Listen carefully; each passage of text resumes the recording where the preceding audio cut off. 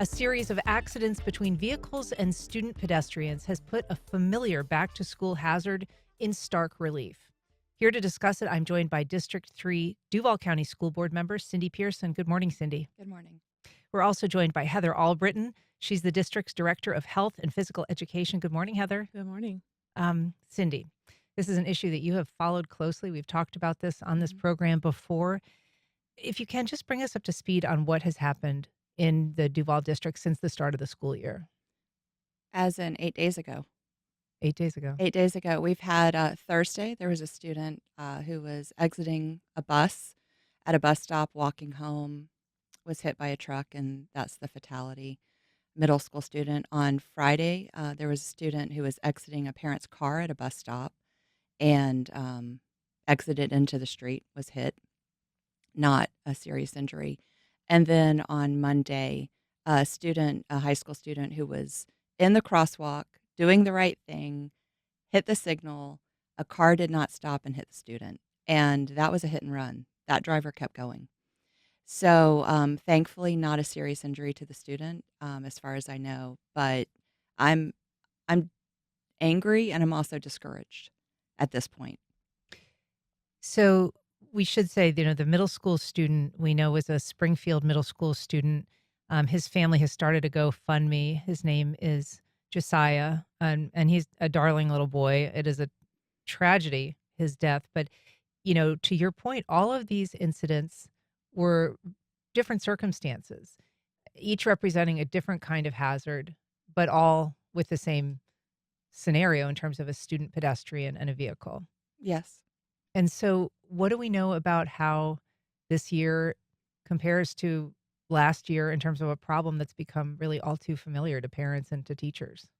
So by the fall of last year, I think November is when we passed the resolution that I talked about with you before. I think we were at 12 students hit and two fatalities. At that point, by the end of the year, we were around 42, 43 students hit and three fatalities.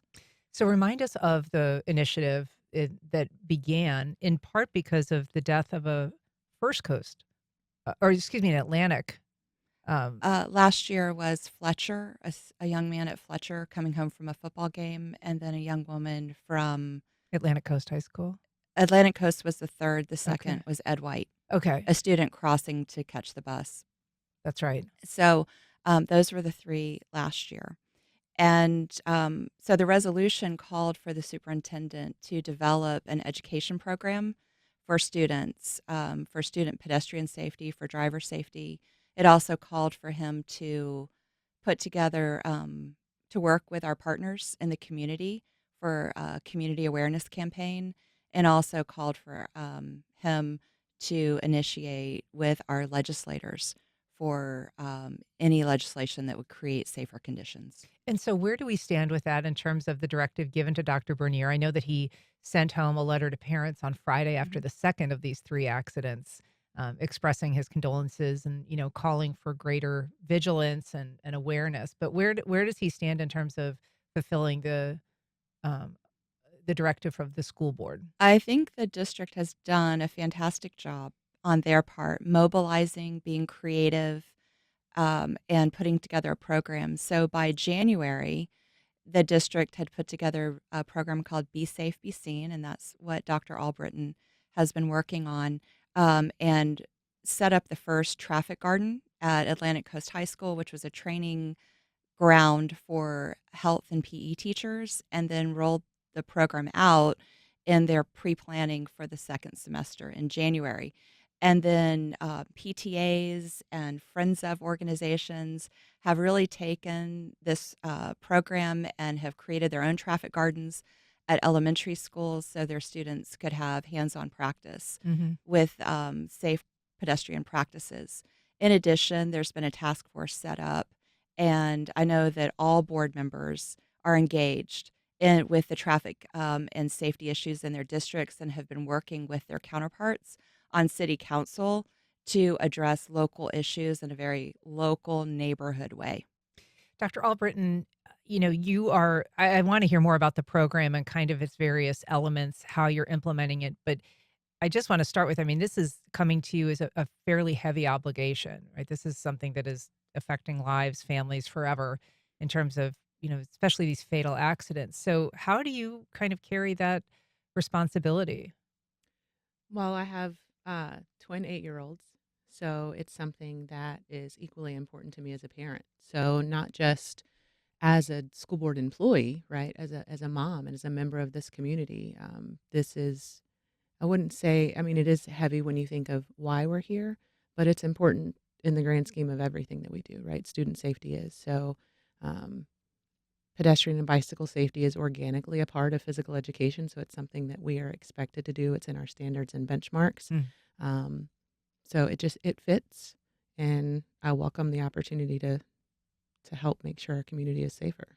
And I believe that, we were described here as a kind of a traffic garden. Is that kind of the, physical layout? Explain to us what that is, how students use it, how you teach through it. Sure. So a traffic garden is essentially um, on an open flat space. So think like a basketball court, and then on top of the basketball court, you paint a simulated traffic space. So there's crosswalks, there's roundabouts, there's turning lanes, there's sidewalks, there's places that don't have sidewalks, and then you put students in a scenario to where they are walking or biking or rolling through that traffic garden on a flat landscape, and they are practicing in a non punitive way, right?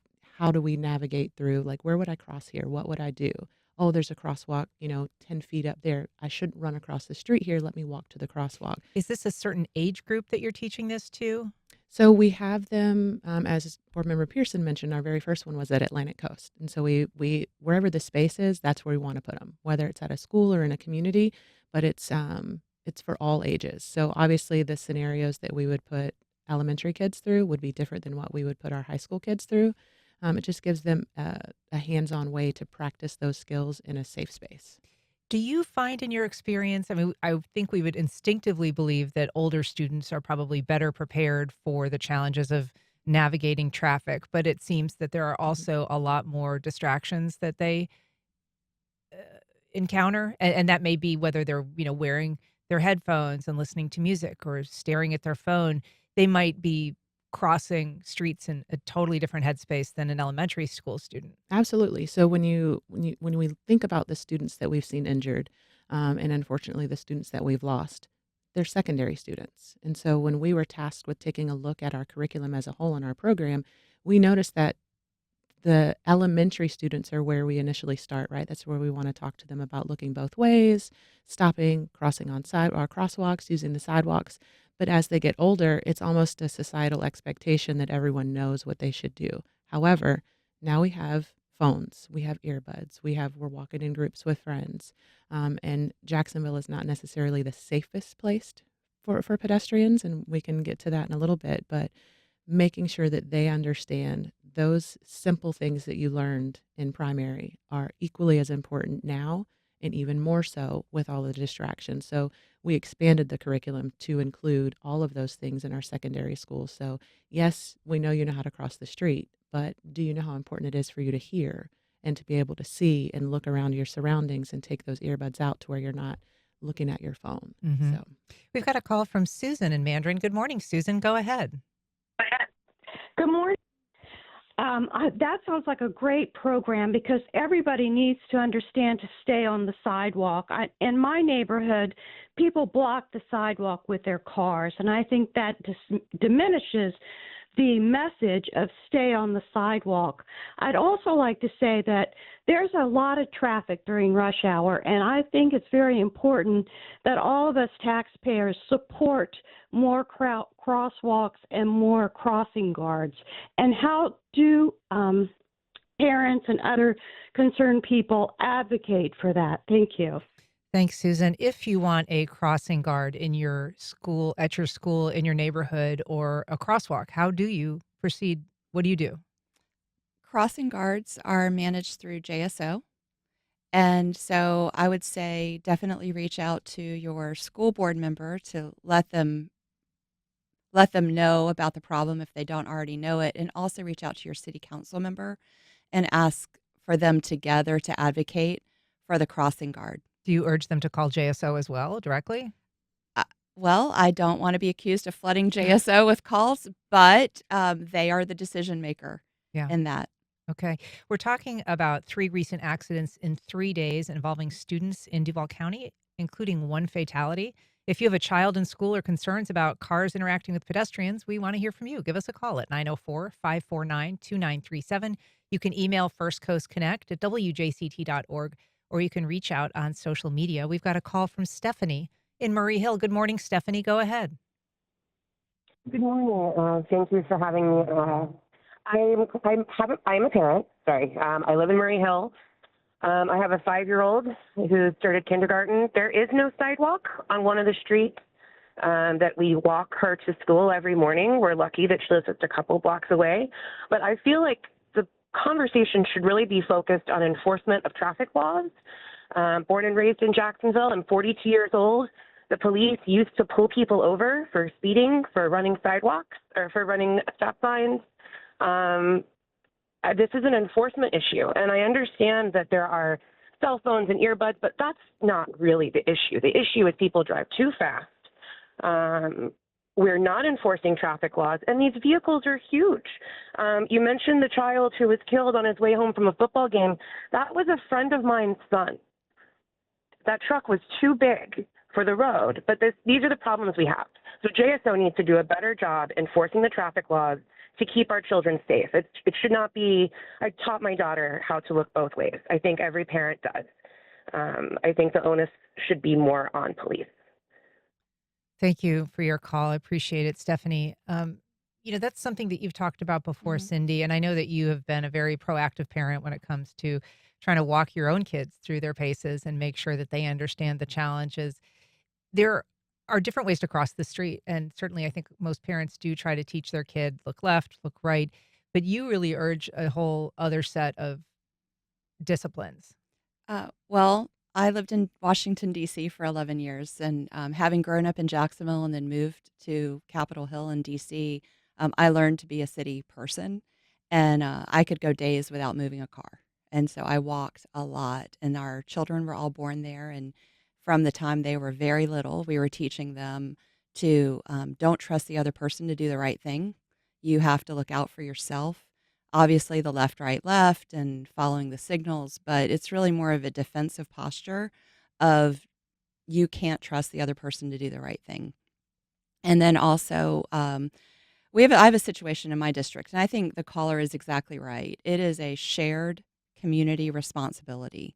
And so, from the school board side, from the district side, we are doing our part on the education and reinforcing, and then some other things that we may be able to talk about. From the community side, we need people to be aware, slow down, and stop for the flashing crosswalks or for school zones. From the JSO side, we do need enforcement. And I have asked for, if you travel Atlantic Boulevard and you know about Mango Place, where the new Publix and Wells Fargo Bank is, people go through that all the time. And so I've asked for JSO to start writing tickets for people who run that flashing crosswalk. I think there's also a City of Jacksonville responsibility with when they put new traffic features in to make sure that people understand what they are and how to interact with them.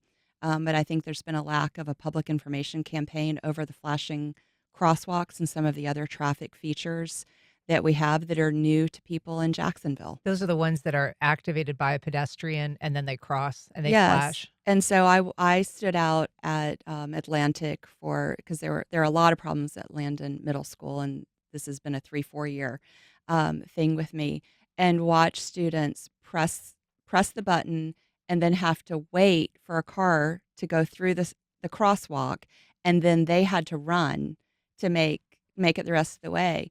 I use that crosswalk. I live in San Marco, and when I use that crosswalk, I am making eye contact with the person in the car and then waving to say, "Thank you for not hitting me. Thank you for stopping." And I am waving my whole way through the crosswalk. And that's what I've told students to do is make yourself big when you walk through that crosswalk. Make sure that people see you when you're walking through that crosswalk. So it's a shame that it has to be the pedestrian's responsibility. And I agree. I think we do need more enforcement. We've got a call from Tiffany in downtown. Good morning, Tiffany. Go ahead. Hi, good morning. Board Member Pearson is absolutely right. Back in 2019, I was able to work with Reggie Gaffney Sr. at the time and the chief traffic engineer to get what you're referring to, the rapid rectangular flashing beacons on Duval Station Road. Although we were able to reduce the speed limit, that was back in 2019. And to this day, they're still having challenges. And a lot of it is because with those collaborations, the public isn't often educated on what those flashing beacons are and how, they have to also respond to pedestrians. And so even with all the collaboration that we did on Duval Station Road, getting the speed limit reduced, putting 3 crosswalks, the rapid rectangular flashing beacons, here we are in 2025, and children are still dodging cars over at First Coast High School. So thank you, first of all, Tiffany, for your call. I do want to ask you about uh, Cindy, the Duval Station Road. I mean, that is the road where one of these students was hit last week. That was without a serious injury, but that was the hit and run that you were talking That about, was right? Monday, Monday.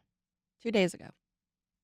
And so despite the work that Tiffany's done to get flashing lights and those beacons installed on Duval Station Road, which is a very problematic road for Mhm. pedestrians on any front, it continues to be a danger.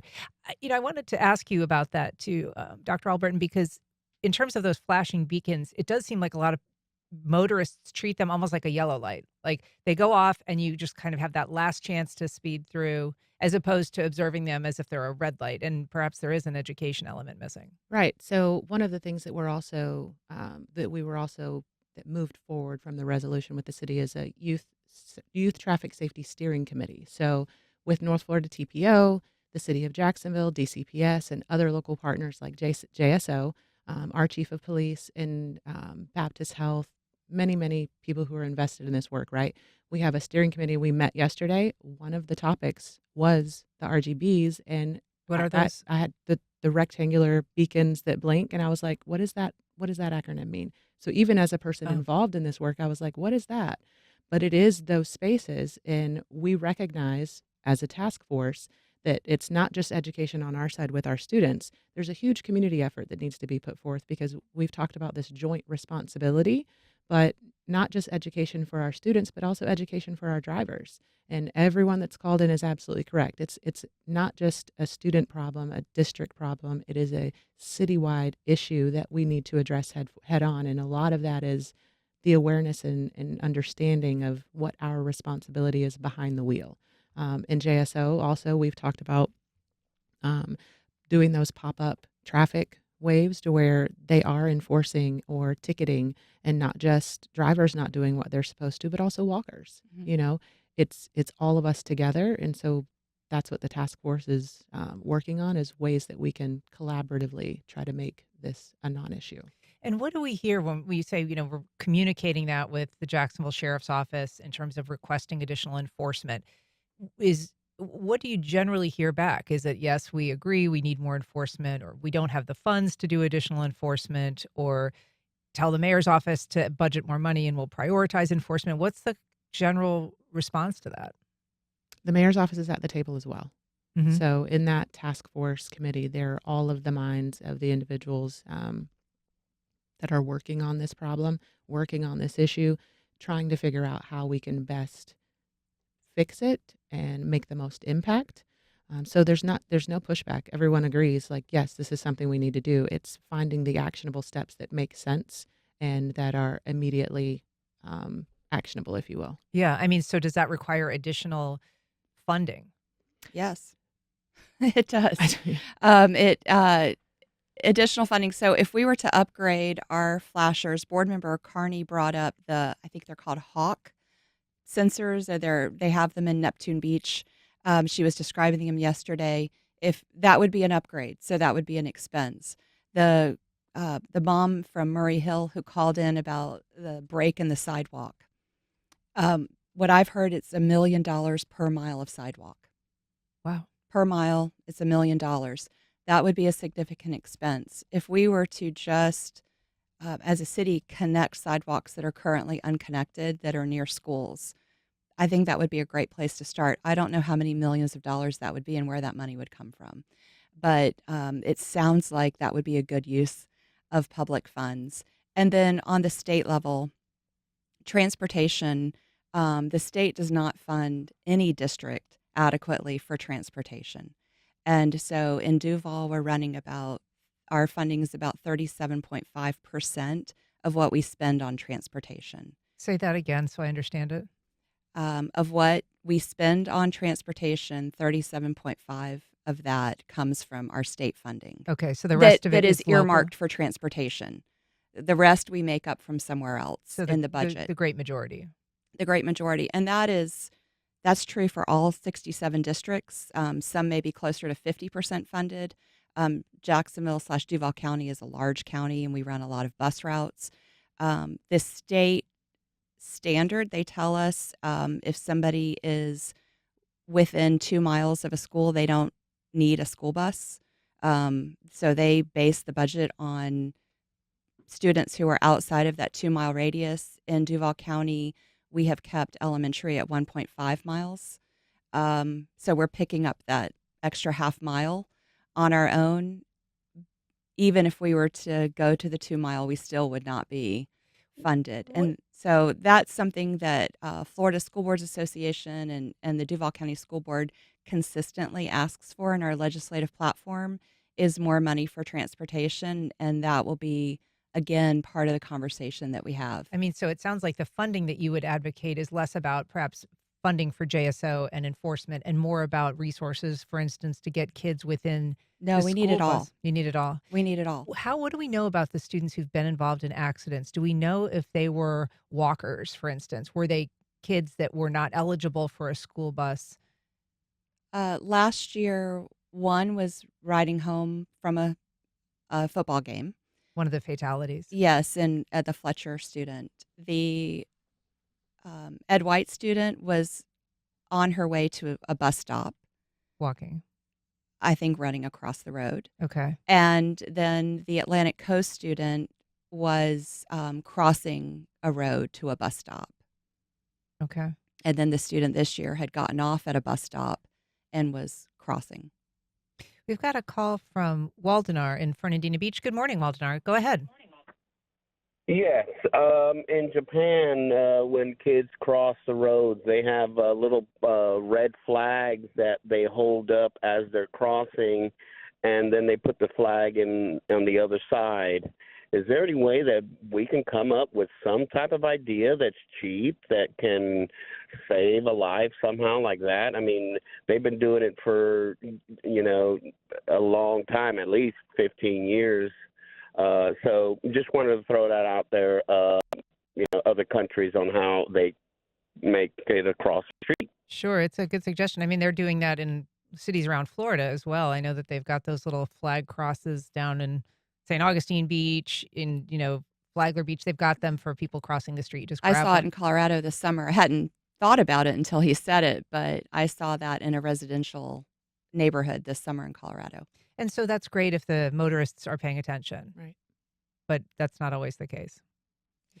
When it comes to the remedies and sort of the problems as they exist, I'm curious, either of you can answer this, but some of these school zones are in traditional public schools, and they're built and constructed when the school is constructed with a mind to traffic being processed and perhaps a drop-off lane being designed. But there are a lot of schools that are non-traditional public schools, particularly charter schools, that can go really almost anywhere, and they don't have to have a specially designed traffic layout.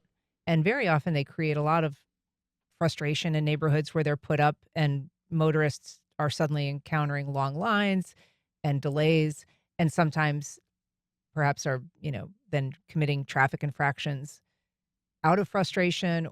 What do we know about how non-traditional schools might be contributing to the hazard or perceptions of, traffic delays? I think any school that has a large number of car riders is going to have that problem. I received emails from a parent at Loretto Elementary yesterday, and also one from Bartram Park or Springs. Bart, Bartram Springs Or Elementary as well. And that's very self-contained. That school was built at the front of the Sure. neighborhood, and she was expressing concern. So I think any school that has a large number of car riders is going to have a traffic problem Are at we this seeing point. though like more car riders because the bus limits in terms of, the restrictions on who's eligible? It also just seems like a lot of parents choose to drop off instead of putting their children on a school bus much more than I think certainly when I was growing up, there really wasn't much of a drop off lane back I then. think it's a function of choice Mhm. also, as families have a choice to basically pick any school that Mm. they want to. uh, Um, Not all choice options have transportation attached to them. And so that also, I think, is a function of That's charters more and car. magnet schools and everything else, right? It also could be a neighborhood school with a special transfer option, Mhm. private schools as well.